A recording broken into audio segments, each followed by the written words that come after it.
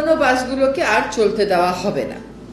এখন আমরা বিআরটি এর সাথে মিলে একসাথে পুরনো বাসগুলোর বিরুদ্ধে অভিযানে যাব।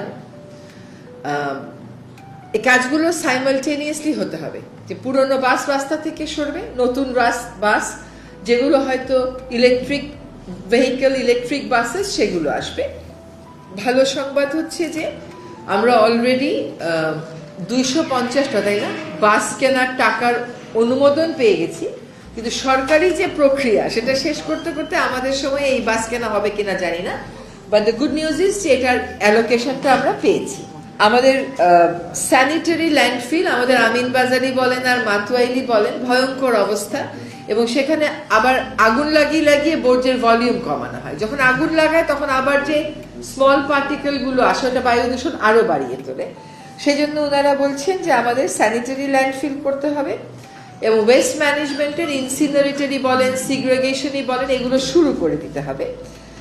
আমাদের গোটা দেশ থেকে রান্নার জন্য আমরা যে ফুয়েলটা ব্যবহার করি এটা ক্লিন হইতে হবে। ওনাদের পরামর্শ হচ্ছে এখানে এলপিজি ব্যবহার করতে হবে। আরেকটা হচ্ছে ট্যাক্স পলিসিস আমাদেরকে অ্যাডজাস্ট করতে হবে। এই যে একটু আগে বললাম আমরা ফেন্স অ্যান্ড স্প্রে, আমাদের দেখতে হবে যে এই সমস্ত জিনিসে আমাদের ট্যাক্স কিরকম। আমরা যেরকম আপনারা জানেন যে এয়ার পিউরিফায়ারের ট্যাক্স একেবারেই কমিয়ে দিয়েছি, যাতে করে জনগণ ওটা এভেইল করতে পারে। এই মুহূর্তে আমরা বাংলাদেশ বেস্ট প্রকল্প বলে একটা প্রকল্প আছে, বাংলাদেশ ক্লিন এয়ার প্রজেক্ট বলে একটা প্রকল্প অনুমোদিত হয়েছে, এবং জাইকার একটা প্রকল্প অনুমোদিত হচ্ছে। এই তিনটাতেই আমরা এয়ার কোয়ালিটি ম্যানেজমেন্টের জন্য ইনভেস্টমেন্টের ব্যবস্থা রেখেছি।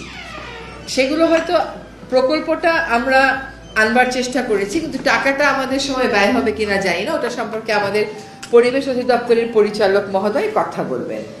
আমরা আরেকটা কথা ভেবেছি, ঢাকা শহরে ইটভাটা, যে ঢাকার আশেপাশের কোন এলাকাগুলোকে নো ব্রিক ফিল জোন ঘোষণা করলে শীতকালে আর বাতাসটা এদিকে আসবে না। এখানে নো ব্রিক ফিল জোন ঘোষণার একটা আইনি প্রক্রিয়ার ভিতর দিয়ে আমাদেরকে যেতে হবে। আমাদেরকে বাংলাদেশ নৌবাহিনী একটা ম্যাপ করে দেখিয়ে দিয়েছে যে কোথা থেকে আসলে বাতাসটা আসে। আপনার শীতকালেই ইটভাটা ইট পড়ায়, শীতকালেই আপনি ইটভাটা চান না, কারণ তখনই দূষণটা মারাত্মক পর্যায়ে থাকে। সো এইটাও একটা কথা আমরা ভেবেছি। আরেকটা কথা যেটা আমরা চিন্তা করেছি সেটা হচ্ছে যে বালুর বস্তা এবং সিমেন্টের বস্তাগুলো, বালু এবং সিমেন্ট ঢাকা শহরে ঢুকে যায় ট্রাকে করে করে, সম্পূর্ণ উন্মুক্ত থেকে।